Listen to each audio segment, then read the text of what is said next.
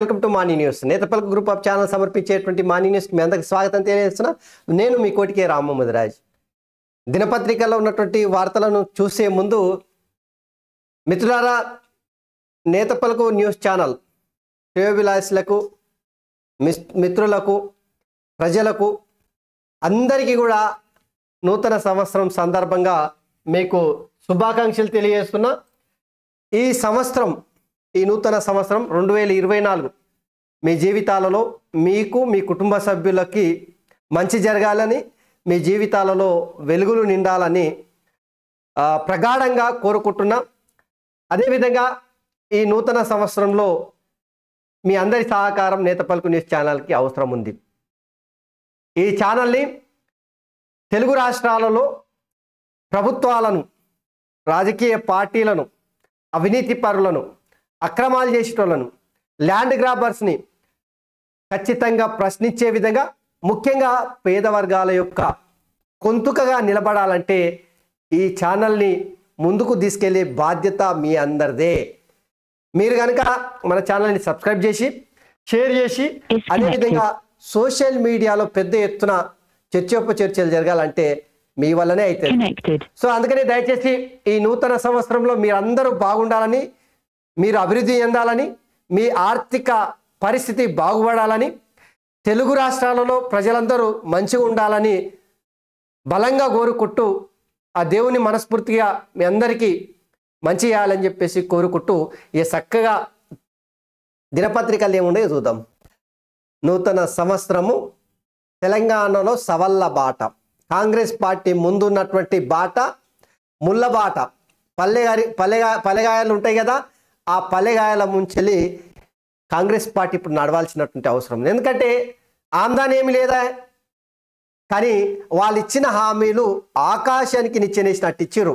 అవన్నీ అమలు చేయాలంటే ఇక ఇది శాతభారతం అంతా హామీలు ఇచ్చిర్రు, పిడికేడంత మాత్రమే సంపద ఉంది. సో దీనికి కారణం మళ్ళీ అటు ఇటు పోతుంది, కేసీఆర్ చుట్టే తిరుగుతుంది. సో ఒకవైపు కాంగ్రెస్ పార్టీ సంవత్సరంలో చాలా సవాళ్ళను ఎదుర్కోబోతా ఉంది. అదేవిధంగా బీఆర్ఎస్ పార్టీకి ఆ పార్టీ నిలబడుతుందా, బతికి బట్ట కడుతుందా లేదా అనేటువంటి సందేహాలు కూడా ఈ సంవత్సరంలో వ్యక్తమవుతాయి ఖచ్చితంగా. సో ఇంకోవైపు తెలంగాణలో బీఆర్ఎస్ పార్టీ అధికారంలో ఉన్నప్పుడు కేసీఆర్ మార్క్ రాజకీయాలు ఎట్లుంటాయో మనందరికీ తెలుసు కదా. వీసీలను తన అనుచరుల కోసం, తన అనునాయులు, తన కోసం పనిచేసేటోళ్లకు అడ్డగోలుగా తెలంగాణలో ఉన్నటువంటి యూనివర్సిటీలకు, అంటే విశ్వవిద్యాలయాలకు వైస్ ఛాన్సలర్గా నియమించిండు. ఇగో వాళ్ళందరి మీద ఇప్పుడు తెలంగాణ విద్యార్థి లోకం మొత్తం తిరగబడతా ఉంది. ఎందుకంటే వాళ్ళు చేసినటువంటి ఆక్రందనలు అంతా ఇంత కాదు. ఒక్క ఉస్మానియా యూనివర్సిటీని ఉదాహరణ తీసుకుంటేనంటే అక్కడి వీసీ ముఖ్యమంత్రికి, అప్పటి ముఖ్యమంత్రి కల్వకుంట్ల చంద్రశేఖరరావుకు తాబేదారులుగా మారిపోయి విద్యార్థుల మీద అణిచివేయడమే కాకుండా ఆ యూనివర్సిటీ లోపలికి గేట్లేసి మూసి అసలు పాలన అస్తవ్యస్తంగా చేసి విద్యార్థి లోకాన్ని నిరసన కార్యక్రమాలు తెలియనియకుండా 100 సంవత్సరాల నుంచి ఉస్మానియా యూనివర్సిటీ అంటేనే ఉద్యమాలకు పురిడిగడ్డ. తెలంగాణ కోసం ఎట్లయితే ఉద్యమించినామో అది కొత్తగా చెప్పాల్సిన అవసరం లేదు. అట్లాంటి యూనివర్సిటీని అధ్యాపకులు లేకుండా, చదువు చక్కగా చెప్పకుండా, నిధులు లేకుండా ఆ యూనివర్సిటీని ఆగం పట్టించేసి ప్రైవేట్ యూనివర్సిటీల కోసం కొమ్ము కాసినటువంటి కల్వకుంట్ల చంద్రశేఖరరావుకు ఇప్పుడు రేవంత్ రెడ్డి రూపంలో సవాళ్ళు ఎదురైపోతున్నాయి. ఆయన తాబేదారులుగా ఉన్నటువంటి ఆ వీసీల మీద పెద్ద ఎత్తున ఇప్పుడు విద్యార్థి లోకం తిరగబడతా ఉంది. ఇక ఇంకోవైపు కేసీఆర్ సర్కార్ ఉన్నప్పుడు అయితే అడ్డగోలుగా ఎట్లా పడితే అట్ట ల్యాండ్ గ్రాబర్స్ రాబందుల్లాగా వచ్చి భూముల మీద భూములను మొత్తం చెరబట్టినటువంటి పరిస్థితిని మనం చూసినాం కదా. అది ఎమ్మెల్యేలు, మంత్రుల నుంచి మొదలుకొని చోటా మోటా నాయకుడు వరకు గదే చేసిండు.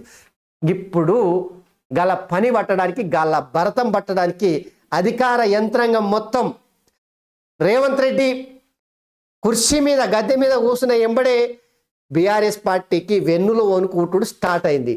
ఇక ఇప్పుడు తెలంగాణలో ఈ నూతన సంవత్సరం నుంచి 2024లో రేవంత్ రెడ్డి ఇక తేల్చుకునే పని వచ్చింది. తెలంగాణ ప్రజల పక్షాన ఉంటాడా, లేదంటే మళ్ళొక్కసారి రాజకీయ నాయకుని అని నిరూపించుకుంటాడు. ఎందుకంటే తెలంగాణ మొత్తం లూటీ పోయింది, కంచె చేను మోసినట్టు మొత్తం మేసేసిరు బీఆర్ఎస్ పార్టీ లీడర్లు అనేది మొత్తం ఈ 9.5 ఏళ్ల కాలంలో ప్రధానంగా గత 5 ఏళ్ల నుంచి వెళ్ళి జరిగినటువంటి ప్రచారం. సో ఇప్పుడు అధికారులు కావచ్చు, అవినీతి పరులు కావచ్చు, ప్రజాప్రతినిధులు కావచ్చు, ఎవడన్నా కావచ్చు, ల్యాండ్ గ్రాబింగ్ చేసిన వాళ్ళు, భూములు గుంజుకున్న వాళ్ళని, దందాలు చేసిన వాళ్ళని, చెరబట్టిన వాళ్ళని మొత్తం తీసుకొని జైలు గోడల్లో కేసీఆర్ కుటుంబాన్ని ఎట్లయితే డబుల్ బెడ్రూమ్ జైలు గోడలో కట్టించి అందులో కుటుంబాన్ని మొత్తము చెరసాలలో బందీలు చేసి చిప్పకూడు తినే విధంగా చేస్తానని రేవంత్ రెడ్డి చెప్పిండు. అది ఇప్పుడు నిరూపించుకునాల్సినటువంటి సమయం వచ్చింది. సో అది ప్రధానంగా మనము చూస్తేనంటే ఇక ఒకసారి దయచేసి మళ్ళొక్కసారి మీ అందరికి విజ్ఞప్తి చేస్తున్నా, మన నేత పలుకు న్యూస్ ఛానల్ని సబ్స్క్రైబ్ చేయండి. సబ్స్క్రైబ్ చేసుకొని ఖచ్చితంగా అందరికీ షేర్ చేయాలని చెప్పేసి విజ్ఞప్తి చేసి ఒకసారి వెలుగు పేపర్లకు వెళ్దాం.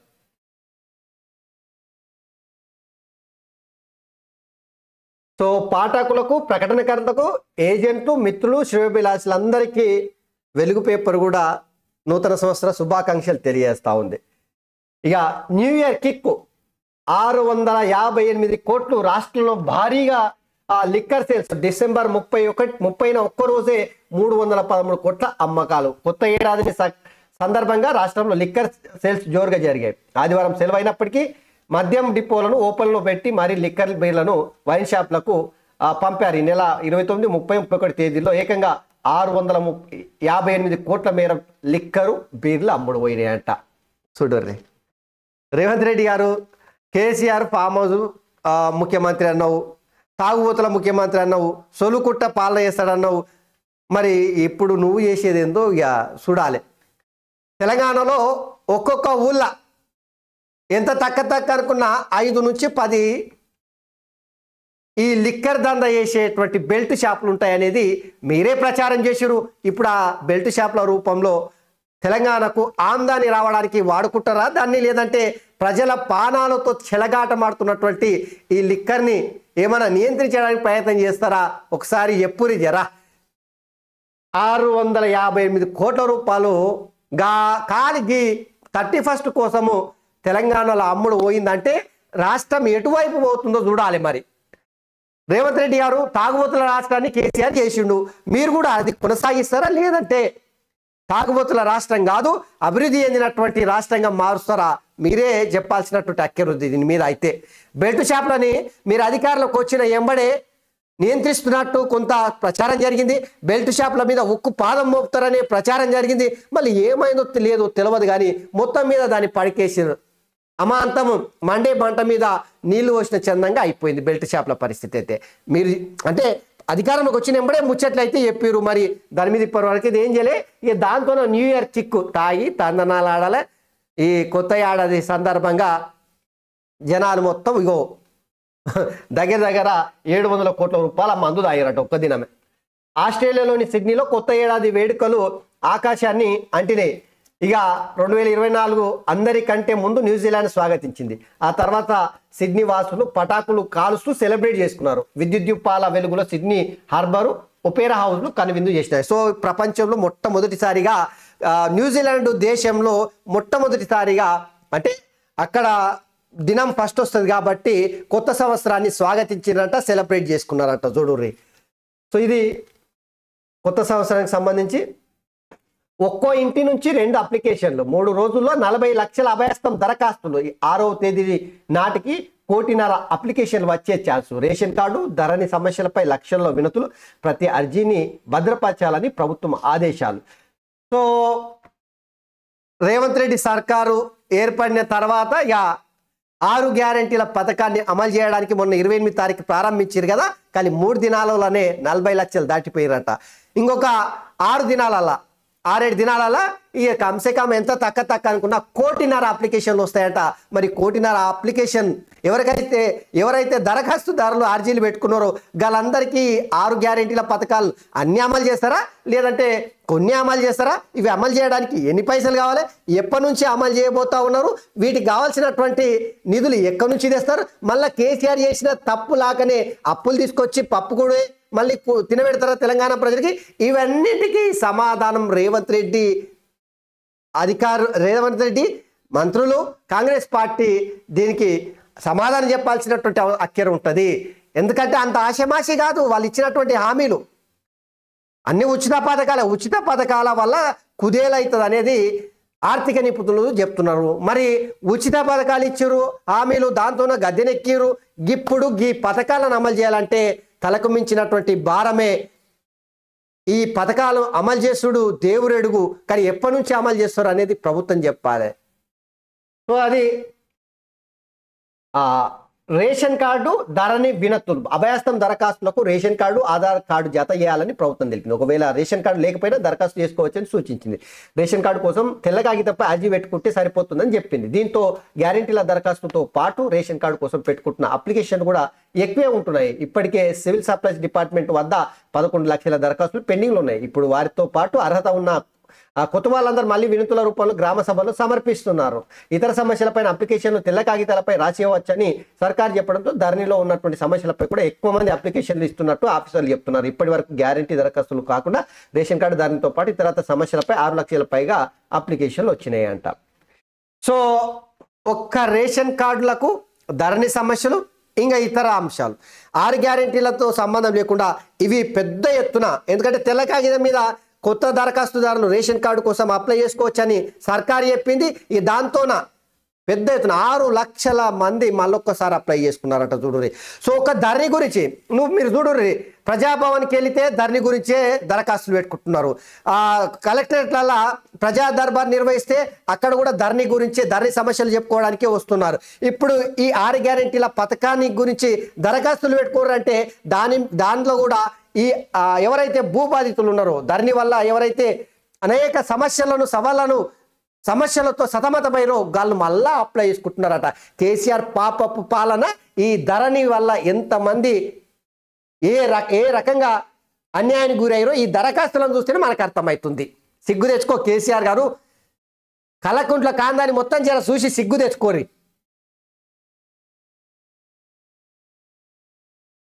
ఈ గీడ చూడురి, ఈ వీసీలు మాకొద్దు, వెలువెత్తుతున్న ఫిర్యాదులు అక్రమాలపై విచారణ జరిపించాలని చెప్పేసి విద్యార్థి లోకం పెద్ద ఎత్తున డిమాండ్ చేస్తూ ఉన్నారు.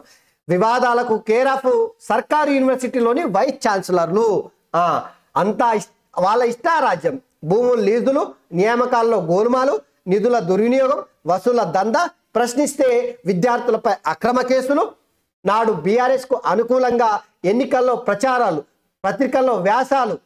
సిగ్గు తెచ్చుకోరి. యూనివర్సిటీ వీసీలారా, కేసీఆర్కు తాబేదారులుగా పనిచేయడానికి మిమ్మల్ని వీసీలుగా నియమించిరా? విద్యార్థి లోకాన్ని అణిచివేయడానికి, మీ దందాలకు అడ్డొస్తే ప్రశ్నిస్తే అక్రమ కేసులు బనాయించడానికి గిందుక మిమ్మల్ని నియమించింది. ఎందుకోసం తెచ్చుకున్నాం తెలంగాణ? గింతన్న షీము నెత్తురు ఏమైనా ఉందా మీకు? దందాలు చేసుకోవడానికా? పోస్టింగ్లు అమ్ముకోవడానికా? ఈ చూస్తే సిగ్గు అనిపిస్తలేదా? ఏమైనా లీజులు, భూములు లీజులు, నియామకాల్లో అవినీతి కోసమా మీకు సీట్లు ఇచ్చి ఆ కుర్చీ మీద కూర్చుని పెట్టింది? నిజంగా సిగ్గు అనిపిస్తుంది ఇది చూస్తుంటేనంటే. యూనివర్సిటీ వీసీలు విద్యార్థి లోకం కోసం ఎంత మంచిగా పనిచేయాలి. సీటు ఇచ్చి ఆ కుర్చీ మీద కూర్చుని పెట్టింది కేసీఆర్ అని చెప్పేసి తాపేదారులుగా మారి కవటగాళ్ళు ఉన్నారు. చదువుకున్న చక్కదనం కూడా తెలియకపోయి తెలంగాణ తెచ్చుకున్నది యూనివర్సిటీల ఉన్నత విద్య. పేద విద్యార్థులుగా ప్రభుత్వ యూనివర్సిటీలకు వస్తారు చదువుకోనికే. శరబట్టిరు కదరా నాయన. రాజకీయ నాయకులు అవతారం ఎత్తారు. ఎన్నికల బీఆర్ఎస్ పార్టీకి సపోర్ట్ చేసుకుంటా పత్రికల ఎడిటోరియల్ రాస్తారా? సిగ్గు అనిపిస్తలేదు మీకు ఇంతన్నా పత్రికల వ్యాసాలు రాయనికే? ప్రజా సమస్యల మీద, విద్యా వ్యవస్థల మీద, ఏ రకంగా విద్యను అభివృద్ధి చెందించాలి, విద్యార్థులలో నైపుణ్యాన్ని ఎట్లా పెంపొందించుకోవాలనే దాని మీద రాయాల్సింది పోయి రాజకీయ అవతారం ఎత్తుతారు. పైరవీలతో వచ్చిన వాళ్ళు ఎక్కువ. ఓయి వీసీని హైదరాబాద్ చెందినటువంటి అప్పటి మంత్రి, కాకతీయ యూనివర్సిటీ వీసీని అప్పటి ఎమ్మెల్సీ పట్టుబట్టి నియమించుకున్నట్టు వాదనలు ఉన్నాయి. తెలంగాణ వర్సిటీ నియామకంలో బీఆర్ఎస్ ఎంపీలతో పాటు ఐఏఎస్ ఆఫీసర్ పాత్ర ఉందన్న ఆరోపణలు ఉన్నాయి. తెలుగు వర్సిటీ, అంబేద్కర్ ఓపెన్ వర్సిటీల వీసీల పేర్లను కూడా ఇట్లా బీఆర్ఎస్ పెద్దలే ప్రతిపాదించినట్లు స్టూడెంట్ యూనియన్ మండిపడుతున్నాయి. పాలమూరు వర్సిటీ వీసీని నాటి ఓ మంత్రి ఇక శాతవాహన వర్సిటీ వీసీని అప్పటి ఓ ఎమ్మెల్యే, మాజీ ఎంపీ జేఎన్టీయూ వీసీని అప్పటి ఓ మంత్రి, ఎంజీ వర్సిటీ వీసీని ఓ ఎమ్మెల్యే పెట్టించారన్న ఆరోపణలు ఉన్నాయి. ఇదే గిట్ల అయితే ఏం బాగుపడుతుందా? తెలంగాణ బాగుపడుతుందా?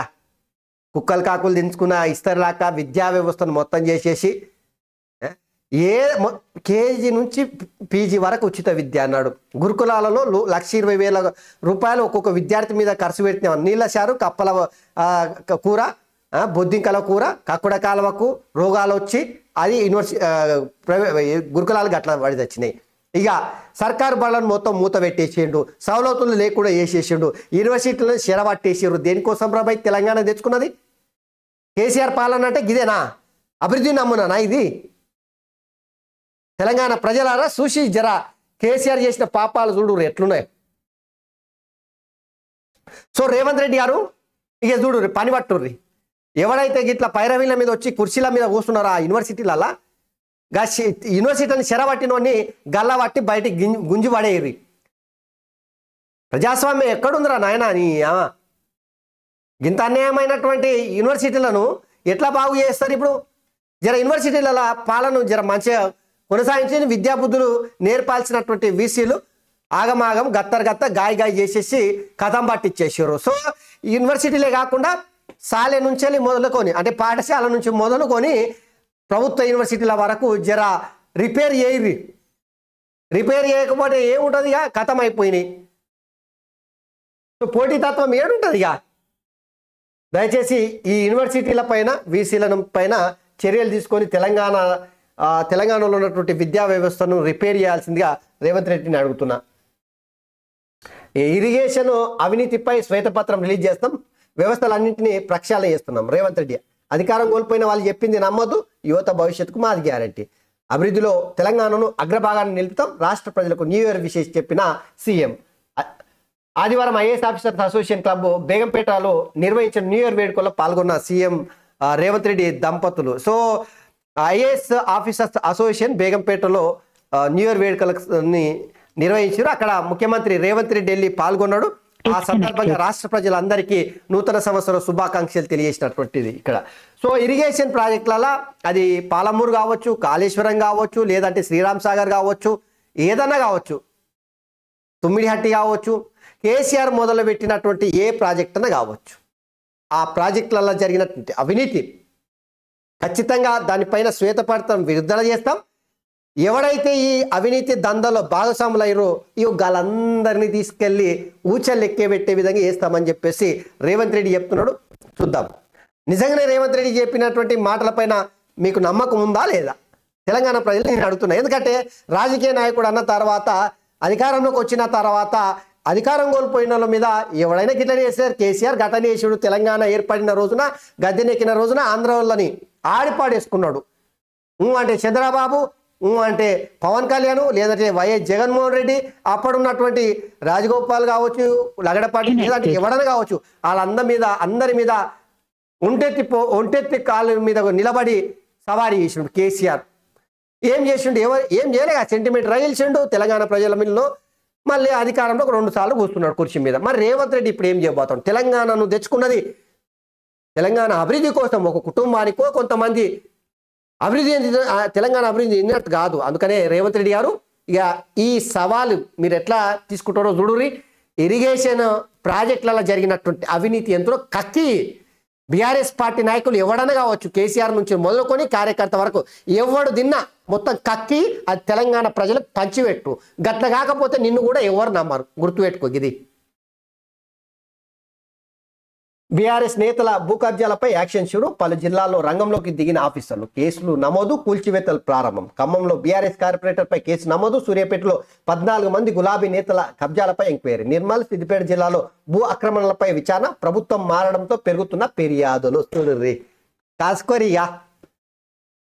ఇప్పుడు నాకు తెలిసినంత వరకు ఈ బీఆర్ఎస్ లీడర్లు ఎవడెంత తక్కలే, చిన్న లీడర్ నుంచి పెద్ద లీడర్ వరకు అంత పాపాలే వేసారు, భూదందలు వేసారు. వాళ్ళకు కేసీఆర్ అండగా ఉండి మంచిగా ధరని తీసుకొచ్చి వాళ్ళ ముందర పెట్టిండు. ఏమైతుందిగా కథ నిజంగా ఏది మన మంటకు గాలి తోడైనట్టు తెలంగాణలో అప్పటికే ఆకలి మీద ఉన్నటువంటి సింహంలాగా పులుల్లాగా సవారీ చేస్తున్నారు. ఏమిటి మీద? కుందేల మీద, లేదంటే జింకల మీద.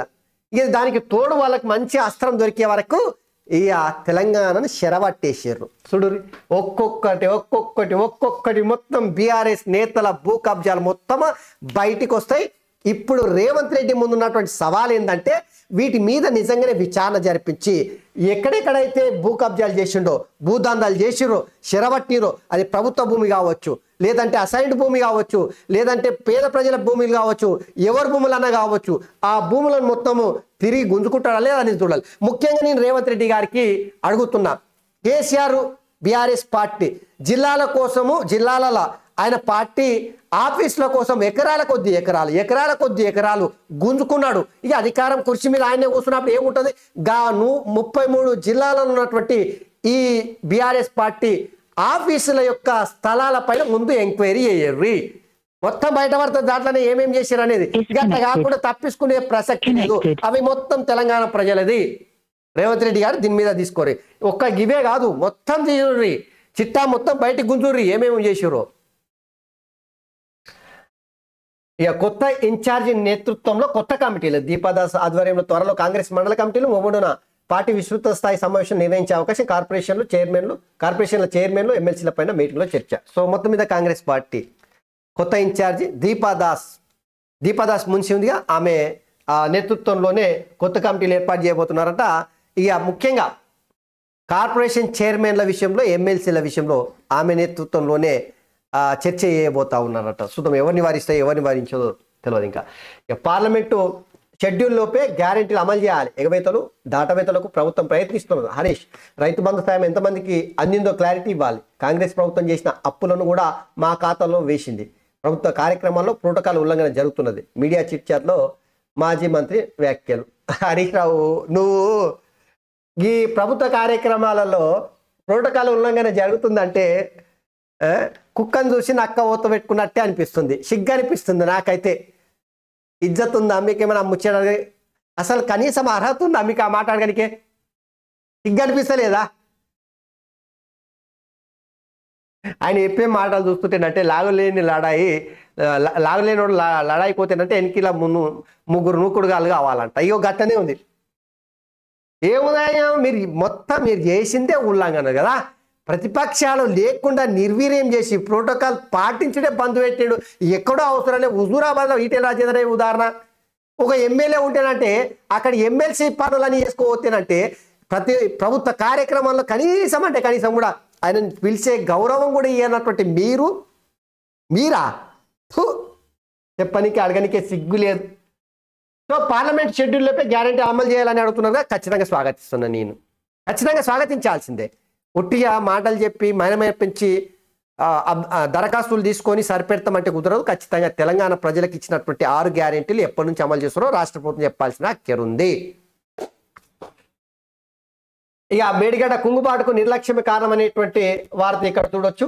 ఇంజనీర్లు చెప్తున్నారు. సో ఇరిగేషన్ ఇంజనీర్లు ఏం చెప్తున్నా అంటే మేడిగడ్డ కుంగుబాటుకు నిర్లక్ష్యమే కారణమంట. కాళేశ్వరం ప్రాజెక్టులోని మేడిగడ్డ పిల్లలు కుంగడానికి పొరపాట్లు నిర్వహణలో తీవ్ర నిర్లక్ష్యమే కారణమనే చర్చ ఇరిగేషన్ సర్కిల్స్ జోరుగా జరుగుతుంది. నిర్లక్ష్యమే ప్రాజెక్టు ఉనికిని ప్రశాంతంగా మార్చిందని ఇరిగేషన్ ఇంజనీర్లు అంటున్నారంట. అయ్యా మేడిగడ్డ కేసీఆర్ పాపం అది ఎవరిదో కాదు.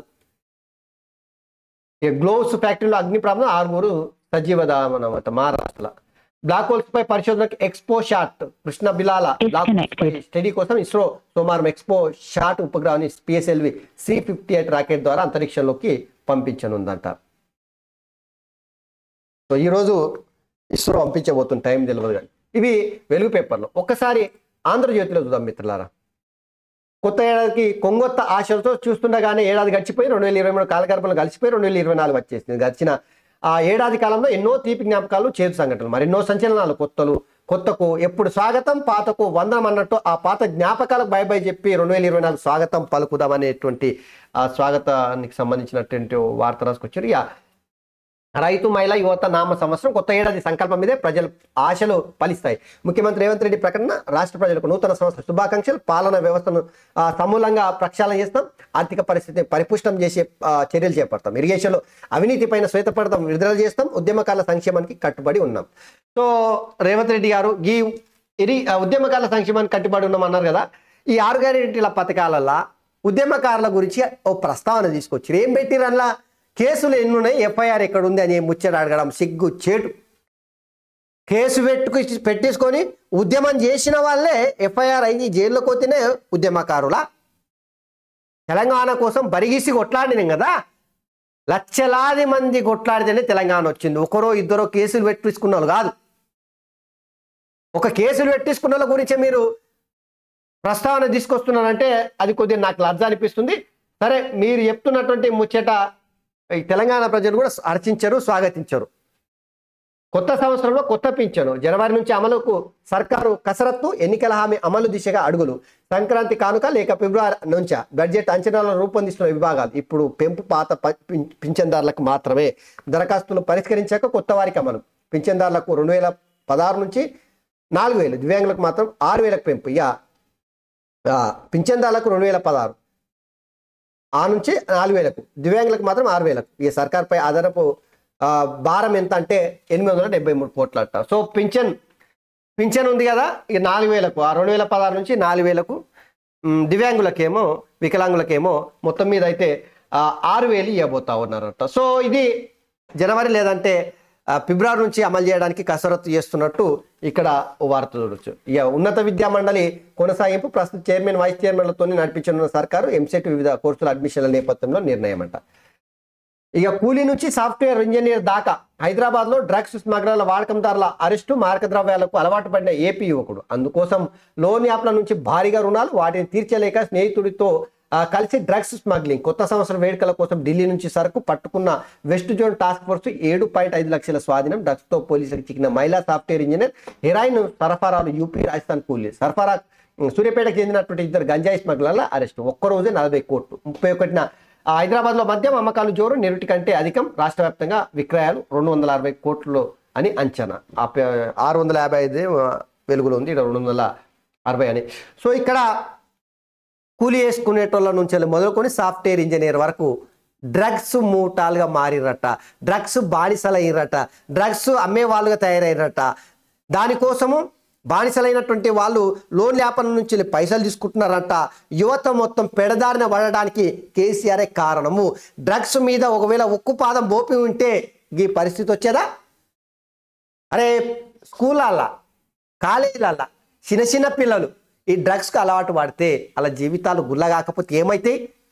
డ్రగ్స్లో దొరికిన వాడి మీద చర్యలు తీసుకోపోయి తూతూ మంత్రం తుమ్మకాయ మంత్రంగా కాలి వాళ్ళ మీద విచారణ జరిపించారు, అడావిడి చేసిరు, అంత పొడి చర్యలు అన్నారు, కథం పట్టించారు. ఏమున్నాయి? సినిమా ఇండస్ట్రీలో డ్రగ్స్ ఏం కొత్తనా? దాన్ని ఇప్పుడు సామాన్య జనాలకు కూడా అలవాటు చేసిరంటే రాష్ట్రము మరో పంజాబ్ అయ్యే అవకాశం కనిపిస్తున్నది. సో రేవంత్ రెడ్డి చెప్పినట్టే ఉక్కు పాదం మోపుతన్నాడు. దీని మీద చర్యలు తీసుకోవాల్సినటువంటి అవసరం ఉంది ఖచ్చితంగా. సో డ్రగ్స్ గిది చూడు, 300 స్థానాల్లో కాంగ్రెస్ పోటీ. మిగిలిన 243 సీట్ల మిత్రపక్షాలకు ముఖాముఖి పోరు. గెలిచే అవకాశం ఉన్న నియోజకవర్గాలపైనే దృష్టి. రాష్ట్రాల విభాగాలతో అలయన్స్ కమిటీ చర్చలు.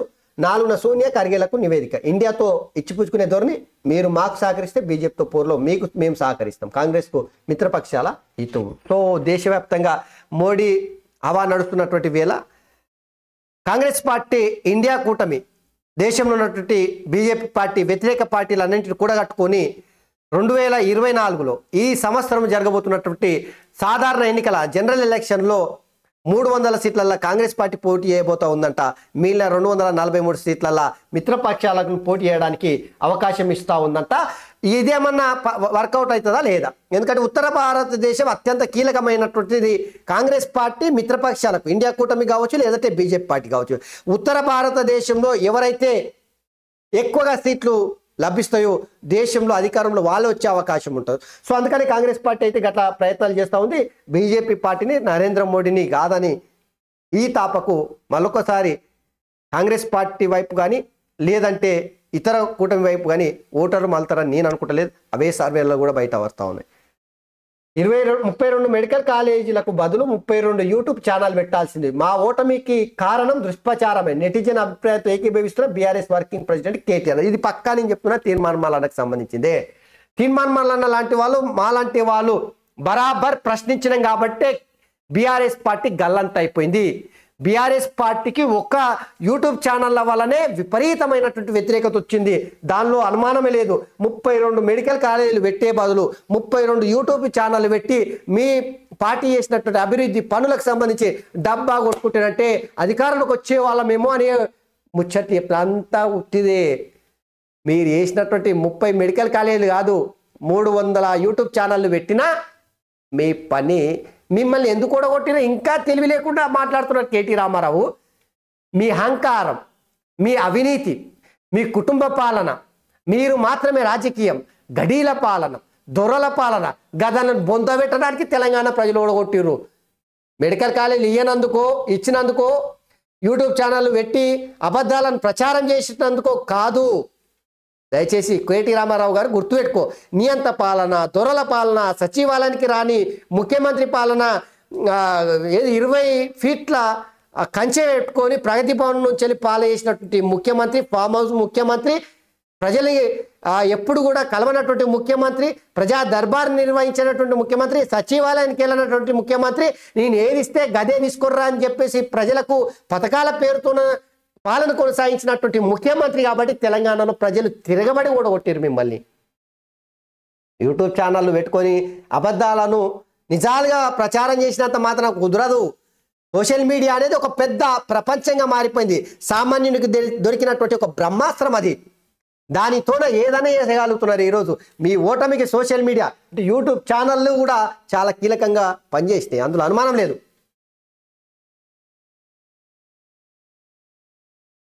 విశాఖలో గ్యాంగ్ రేపు, 17 ఏళ్ల బాలికపై 10 మంది అత్యాచారం, ప్రేమించిన ప్రియుడే వంచాడు, స్నేహితుడితో కలిసి ఆమెపై అఘాయిత్యం, ఓదార్చినట్టు నటించి మరొకటి దుర్మార్గం, పలు హోటళ్లలో మిత్రులతో కలిసి అకృత్యం, వారం రోజుల పాటు బాలికలకు నరకం, తండ్రి ఫిర్యాదుతో వెలుకొచ్చిన ఘోరం, విచారణ చేపట్టిన విశాఖ పోలీసులు. అంట ఘోరం జరిగింది విశాఖలో. చూడండి. ఇక 16వ ఆర్థిక సంఘం చైర్మన్ గా అరవింద్ పనగాడియా, కమిషన్ కార్యదర్శి రిత్విక్ పాండే. కేంద్ర ప్రభుత్వం ఉత్తర్వులు. రాజేంద్ర ఠానా దేశంలోనే నంబర్ 1 మహిళా భద్రత పెద్దపీట, కేసు పరిష్కారంలో బెస్ట్, మిస్సింగ్ కేసుల ట్రేసింగ్ లో టాప్, కుటుంబ కౌన్సిలింగ్ లో బెస్ట్ కేంద్ర హోంశాఖ ప్రకటించిందంట. సో రాజేంద్ర పోలీస్ స్టేషన్ దేశంలోనే నంబర్ 1 స్థానంలో కొనసాగుతుందంట చూడండి కేసుల పరిష్కరించడంలా.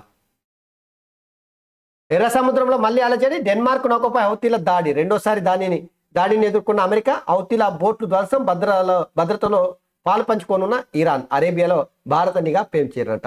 ఇక ప్లీజ్ ఏపీకి రావద్దు చెల్లి, బాబాయ్ సుబ్బారెడ్డితో షర్మిలకు జగన్ రాయబారం, బుజ్జగించేందుకు వైవి ప్రయత్నం, కుదరన్న షర్మిల, మాకు న్యాయం జరిగితే రాయబారం నడపలేదేం, మేం రోడ్డున పడితే పట్టించుకోలేదేం, శోభపడ్డాం, ఇప్పుడు జగన్కి ఇబ్బంది అవుతుందని వచ్చారా, నా మానాన నన్ను బతకనివ్వండి తేల్చి చెప్పేసిన షర్మిల కాంగ్రెస్ పార్టీ ఆంధ్రప్రదేశ్ అధ్యక్ష పదవి అధిరోహించబోతుంది అనేటువంటి ప్రచారం జరుగుతున్న వేళ వైఎస్ జగన్మోహన్ రెడ్డి వెన్నులో వణుకుపుడుతున్నట్టుంది. షర్మిల తర్వాత వివేకానంద రెడ్డి కూతురు వీళ్ళందరూ రోడ్డున పడిన రోజున ఏనాడు కూడా జగన్మోహన్ రెడ్డి ఆయన కింద ఉన్నటువంటి వాళ్ళతోన చర్చలు జరిపినటువంటి సందర్భం లేదు. కానీ షర్మిల ఆంధ్రకి వెళ్తుందంటే ఎంబడే ఆమెతో చర్చలు జరపడానికి వైవి సుబ్బారెడ్డి ఎంబడే చర్చలు జరపడానికి వెళ్ళినట, గట్టినే అరుచుకుందట, మా మానన్న మమ్మల్ని ఉండనియండి అని చెప్పేసి షర్మిల చెప్పుకొచ్చింది.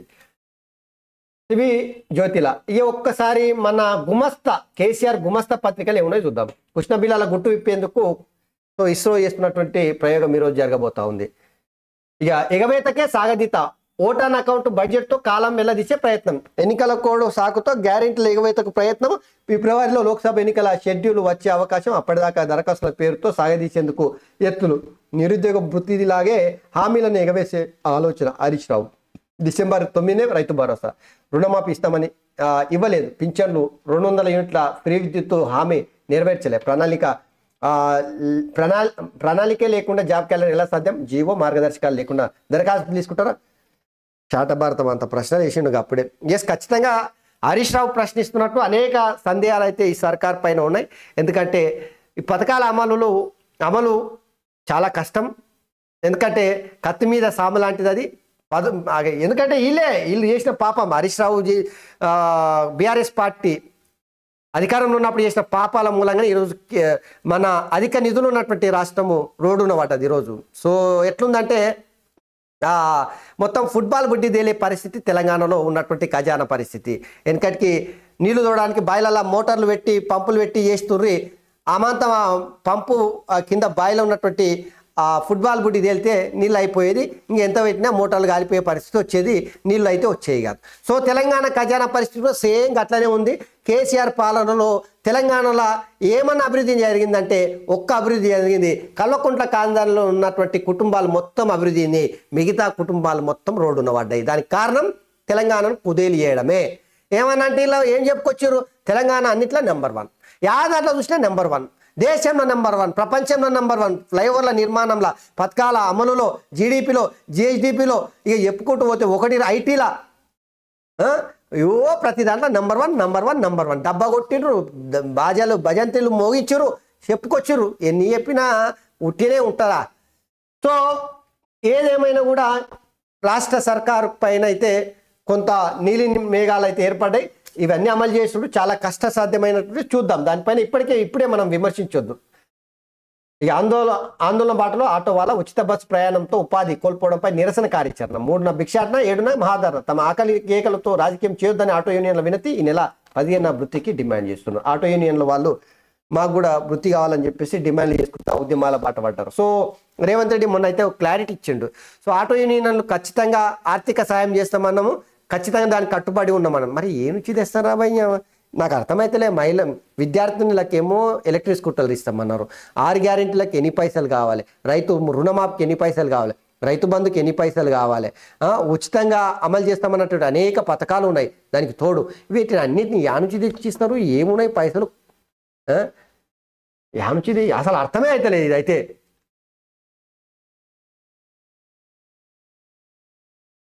లూటి పోయిన సేనుకి కాపలా పెట్టినట్టు ఇప్పుడు ముఖ్యమంత్రిగా రేవంత్ రెడ్డి వచ్చిండు. ఎందుకంటే లూటి చేసేసాడు కేసీఆర్. ఆ లూటి చేసిన ఖజానాకు ఇప్పుడు రేవంత్ రెడ్డి వచ్చి కాపల్దారుగా అయిండు. మరి కాపల్దారుడు ఆ లూటి చేసినటువంటి సేనును కాపాడుతాడా లేదంటే చేతులు ఎత్తేస్తాడా చూడాలి. మరి ఎన్ని దినాలో కాదు, త్వరలోనే బయటపడతాయి. ఇది కిట్లకు మంగళం, ప్రశ్నార్థకంగా మారున్న పోషకారం, అయిపోయిన న్యూట్రిషన్ కిట్లు, నిలిచిపోయిన ప్రభుత్వ కొనుగోలు. ఎంసీహెచ్ కిట్గా పేరు మారిన కేసీఆర్ కిట్, ఆర్థిక సాయంపై కోరబడిన స్పష్టత. కేసీఆర్ పథకాలన్నీ ఇప్పుడు గల్లంతే, ఇంకేమున్నాయి. రైతు మహిళ యువత నామ సంవత్సరం ఇది. ఈ కొత్త ఏడాది ప్రజల జీవితాల్లో సుఖ సంతోషాలు నింపాలి. ఆర్టీసీ స్పెషల్ టికెట్ల రద్దు. గ్రేటర్ హైదరాబాద్ పరిధిలో ఫ్యామిలీ 24 T6 టికెట్ల రద్దు. మహాలక్ష్మితో పెరిగిన రద్దు నేపథ్యంలో నిర్ణయం తీసుకున్నారట. ఇక హామీ సాయం ఇంకెప్పుడు? కర్ణాటక సీఎంకు ప్రశ్న. నీళ్లు నమ్మిన సిద్ధరామయ్య. అయోధ్యపై క్యూఆర్ స్కామ్ అంట. ఫైనాన్స్ కమిషన్ చైర్మన్గా పనగారియా.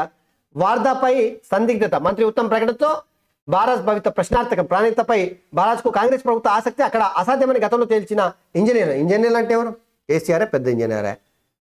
ప్రతికూల పరిస్థితులు అత్యధిక వ్యయమే కారణం. అనుమతులకు అడ్డంకిగా చప్రాల్ అభయారణ్యం. తుమ్మిడియాటికి ప్రత్యామ్నాయంగా వార్దాపై బరాజ్ నిర్మించాలని గత కేసీఆర్ ప్రభుత్వ నిర్ణయం. 4550 కోట్లతో సిడబ్ల్యూసీకి డిపిఆర్ సమర్పణ. ఇప్పటికే హైడ్రాలజీ క్లియరెన్స్ అయితే మంజూరు. వాటిని కాదని ప్రాణిత వైపు ప్రభుత్వం మొగ్గు. ఎప్పుడైనా మీరు గుర్తుపెట్టుకోరి, ఏ సర్కార్ అయినా ఒక్కసారి పార్టీ మారిందంటే అధికారం ఉన్న పార్టీ కాకుండా ఇంకో పార్టీ అధికారంలోకి వచ్చిందంటే ఆ పాత ప్రభుత్వం అమలు చేసినటువంటి పథకాలు, దాంట్లో ముఖ్యంగా ఇరిగేషన్ ప్రాజెక్టులు మొత్తం బుట్ట దాఖలు చేసేస్తారు. ఎందుకంటే ఉన్న కిటికంతా అక్కనే ఉంటుంది. ఇరిగేషన్ ప్రాజెక్టులనే నీకింత నాకంత అని పంచుకోవడానికి అవకాశం ఉంటుంది. కాబట్టి ఆ గత ప్రభుత్వం చేసినటువంటి ఇరిగేషన్ ప్రాజెక్టు కొనసాగించకుండా కొత్త ప్రాజెక్టులను నామకరణం చేసి ముందుకు తీసుకెళ్తారు. ఇది సహజం అనుకునేరు. మీరు ప్రజల కోసం చేస్తున్నారు అనుకునేరు దబ్బున గట్లనే. నల్గొండ ఎస్పీగా Chandana Deepti, CID women protection సెల్కు అపూర్వరావు. ఇక డీకే పెట్టుబడుల లెక్క చెప్పండి. జైహింద్ ఛానల్కు సిబిఐ నోటీసులు. అక్రమాస్తుల కేసుపై దర్యాప్తు ముమ్మరమంట. ఇక తగ్గిన ధాన్యం. ఇగో మంది పెళ్లిలా కాడ మంగళాడితే ఎన్ని దినాలు పట్టుతారా బాయ్? రేపు పొద్దుగాల రేపు మీ మీద కూడా గిదే జరుగుతుంది. రేపు మీ మీద గిదే జరుగుతుంది. కేసులు ఎందుకు కావు? మీరు చేసిన అవినీతి చిత్త బయటకు తీస్తారు, ఉట్టికి ఎందుకు వదులుతారు? తగ్గిన ధాన్యం కొనుగోలు అంట. ఓకే, ఈ ఒకసారి శనార్ తెలంగాణలో తిన్మార్ మల్లన్న పత్రికలు ఉన్నటువంటి వార్తలను చూద్దాం.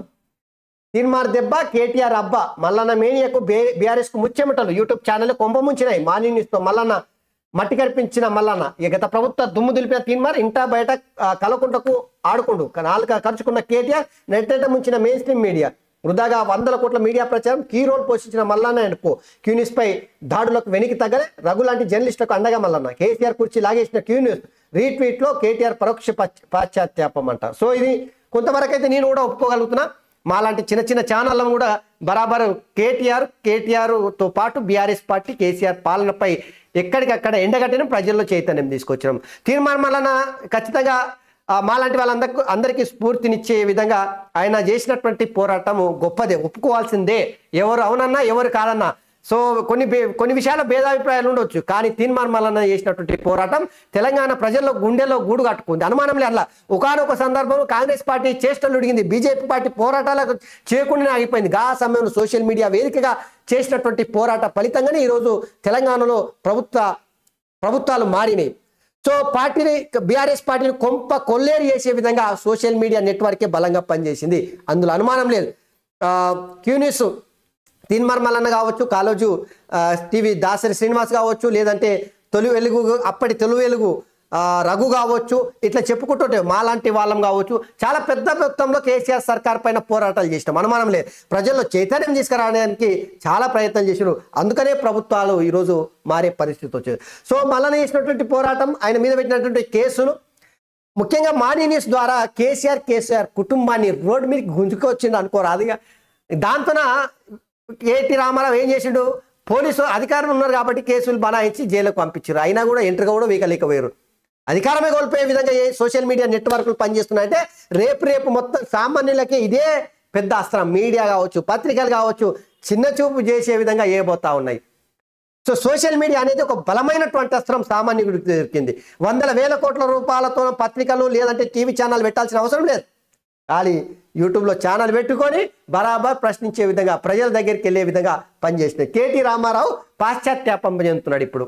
అయ్యో రామ, 32 మెడికల్ కాలేజీలు ఇచ్చే బదులు 32 యూట్యూబ్ ఛానల్ పెట్టుకొని మా గురించి మేము డబ్బా కొట్టుకొని పనిచేసేటే మేము గెలిచేటోళ్ళమేమో అనేటువంటి అనుమానం వ్యక్తం చేస్తున్నాడు. చూడండి ఒకసారి చూద్దాం. ఇది ప్రజా గొంతుక తీర్మానం మల్లన్న బీఆర్ఎస్ పార్టీని ఓడించుడు. ఈ మాటలు మల్లన్ననో లేక ఆయన అనుచరులు చెప్తున్నవి కాదు, స్వయాన బీఆర్ఎస్ అధినేత వారసుడు మాజీ మంత్రి కేటీఆర్ గారి సెలవిచ్చిన మాటలు. యూట్యూబ్ ఛానలే బీఆర్ఎస్ కొంపముంచాయని, తమ ఓటమికి అవే ప్రధాన కారణం అంటూ తీర్మానం మల్లన్నపై పరోక్షంగా వ్యాఖ్యలు చేశారు. మెయిన్ స్ట్రీమ్ మీడియాను తమ కనుసైగలతో శాసించిన బీఆర్ఎస్ నాయకులకు కంట్లో నలుసులాగా తయారైనటువంటి తీర్మానం మల్లన్న వాస్తవాలను ప్రజలకు వివరిస్తూ వారిని చైతన్యం చేసి బీఆర్ఎస్ అహంకార పాలన పాతరేసిందని కేటీఆర్ మాటలు సారాంశం. తీన్మార్ మల్లన్న దెబ్బకు కేటీఆర్ అబ్బా అన్నట్లు అయిందని చెప్పేసి చెప్తా ఉన్నాడు. ఏ గులాబీ లీడర్ల చెప్పు చేతలు స్వరాష్ట్రం బీఆర్ఎస్ కు 2 సార్లు ప్రజలు పట్టం కట్టారు. 9.5 ఏళ్ల పాటు ముఖ్యమంత్రిగా ఉన్న కేసీఆర్ ఉద్యమ ఆకాంక్షలు అయిన నీళ్లు, నిధులు, నియామకాలను నిర్లక్ష్యం చేశాడు. తన కుటుంబం కోసమే రాష్ట్రం ఏర్పడినట్టు నియంత్ర పాలన చేసిన కేసీఆర్ తెలంగాణ రాష్ట్రాన్ని దోచుకొని వారి కుటుంబ ఆస్తులను పెంచుకున్నారు. ఫామ్ హౌస్లు నిర్మించుకోవడం, 100 ఎకరాల భూములు కొనుగోలు లేదా కబ్జా చేశారు. గత ప్రభుత్వంలో ప్రాజెక్టుల రీడిజైన్ పేరిట వేల కోట్ల రూపాయలు దారి మళ్లించినట్లు ఆరోపణలు ఉన్నాయి. ఇక కంటిలో నలుసులాగా తీర్మానం మల్లన్న రాష్ట్రం ఇంత అరాచక పాలన చేస్తున్న ప్రధాన టీవీల్లో అవి ప్రసారం కావు, ఇక ప్రధాన పేపర్లో కనీసం కనపడవు. ఎందుకంటే బీఆర్ఎస్ నాయకులు 100 కోట్ల రూపాయలు ఖర్చు చేసి మీడియాను మేనేజ్ చేశారు. దీంతో మెయిన్ స్ట్రీమ్ మీడియా మొత్తం 9.5 ఏళ్ల పాటు గులాబీ లీడర్ల జోకుడు వార్తలకు ప్రయారిటీ ఇచ్చారు తప్ప ప్రజా సమస్యలు ప్రస్తావించిన పాపన ఓలే. ఇదే సమయంలో బీఆర్ఎస్ ప్రభుత్వాన్ని ప్రశ్నించడానికి చీకటిలో టార్చ్ బ్యాటరీలా వచ్చాడు తీన్మార్ మల్లన్న. యూట్యూబ్ ఛానల్ పెట్టి ఒక చిన్న ఇంటిలో సెల్ ఫోన్తో వీడియోలు చేస్తూ ప్రభుత్వంలోని పాలకులు చేసిన అవినీతి పనులను ఎండగట్టాడు. ప్రజల నుంచి మల్లన్నకు వచ్చిన సహకారంతో మార్నింగ్ న్యూస్ లాంటి కార్యక్రమాలు స్టార్ట్ చేసి ఏ పేపర్కు ఎవరికి ధీటుగా జబర్దస్తు చేసాడు. సో ఇది మొత్తం మీద అయితే కేటీ రామారావు ఒప్పుకున్నాడు. ప్రజల్లో వికాసిత్ భారత్ స్ఫూర్తి కలిగింది. భారత్ 5వ ఆర్థిక వ్యవస్థగా అవతరించింది. 2023లోనే మహిళా బిల్లు ఆమోదం పొందింది. ఆ స్ఫూర్తిని 2024లో కూడా కొనసాగిద్దాం. మన్ కీ బాత్లో ప్రధాని నరేంద్ర మోడీ వ్యాఖ్యలు నాటు పాటకు ఆస్కార్ దక్కడం గుర్తించే ప్రస్తావన. దేశ ప్రజలకు నూతన సంవత్సరం శుభాకాంక్షలు తెలిపిన ప్రధాని మోడీ. ఇక దేశంలో కాంగ్రెస్ రావాలి, కాంగ్రెస్ పాలనలోనే బీసీలకు న్యాయం సీనియర్ నేత వి హనుమంతరావు చెప్తా ఉన్నాడు. జైహింద్ టీవీ ఛానల్కు సిబిఐ నోటీసులు. డీకేపై ఇప్పటికే ఆదాయానికి మించిన ఆస్తుల కేసు. జైహింద్ టీవీ ఛానల్లో పెట్టుబడులు కూపీలాగుతున్న సిబిఐ వివరాలు సమర్పించాలంటూ ఛానల్కు నోటీసులు. రాజకీయ ప్రతీకార చర్య అన్న ఛానల్ ఎండి. నేడు ఇస్రో సరికొత్త ప్రయోగం. అంతరిక్షంలోకి XPoSat satellite black holes పై అధ్యయనం. మొట్టమొదటిసారిగా పోలారిమెట్రీ మిషన్ అంట. సంచలనం 2023 హోప్స్ ఆన్ 2024. తెలంగాణ గతిని మార్చేసింది. ప్రజల చారిత్రాత్మక తీర్పుతో 2023లో 10 ఏళ్ల అరాచకానికి చెక్కు. దొరల గడీల పాలనకు శాశ్వత విముక్తి. 1,00,000 కోట్ల అవినీతి బహిర్గతం. బయటపడ్డ కల్వకుంట్ల కమిషన్ బాగోతాం. యావత్ ప్రజానికానికి మంచి రోజులు. 2024 పైన భవిష్యత్ ఆశలన్నీ. ప్రజా పాలనను ప్రజల పాలనకు నిదర్శనం ప్రజా ప్రభుత్వం, తెలంగాణ ఆశకీయం సీఎం రేవంత్. అప్పులు తప్ప ఏమి చేయలే, మన ప్రజా ప్రభుత్వంతో అన్నీ సాధ్యం. ఆలయాల అభివృద్ధికి నా వంతు కృషి చేస్తా. ఐనవోలు మహాజాతరపై సమీక్ష సమావేశం. తల్లి వచ్చే భక్తులకు అన్ని సౌకర్యాలు కల్పించాలి. జాతర పట్ల అధికారులు నిర్లక్ష్యం వహిస్తే సహించబోం. దేవాదాయ శాఖ మంత్రి కొండా సురేఖ. ఈ టైటిల్ సిటీ యాప్లో కేసు లిస్ట్ పెట్టుకోవచ్చు అనేటువంటిది చూడొచ్చు. ఇక ముంబైలో ఘోర అగ్ని ప్రమాదం జరిగింది. అరువులందరికీ సంక్షేమం అందిస్తాం, ప్రజాస్వామ్య పునరుద్ధరణ హామీని నిలబెట్టుకుంటాం, ఇనుప కంచెలను తొలగించి ప్రజల్ని భాగస్వామ్యం చేసినాం. యువత భవితకే మాకు ప్రాధాన్యం, వారి భవిష్యత్తుకు గ్యారెంటీ. విద్యా సమూల ప్రక్షాళనకు ప్రభుత్వం సిద్ధం. ఇది గత పాలన కాదు, జనపాలన. యావత్తు ప్రజానికానికి కొత్త సంవత్సరం శుభాకాంక్షలు తెలంగాణ ముఖ్యమంత్రి రేవంత్ రెడ్డి చెప్తున్నటువంటి మాటలు. సో ఇవి ప్రధానంగా ఈరోజు దినపత్రికల్లో ఉన్నటువంటి ముఖ్యమైనటువంటి వార్తలు. సో మిత్రులారా, మర్చిపోకురి నేత పలుకు న్యూస్ ఛానల్ని ఖచ్చితంగా సబ్స్క్రైబ్ చేయండి. ఈ ఛానల్ మీ గొంతుకగా ప్రభుత్వాలని, పార్టీలని, అవినీతి పరుల గుండెల్లో రైలు మోగించాలంటే మీ అండ కొండంత బలం. ధన్యవాదాలు.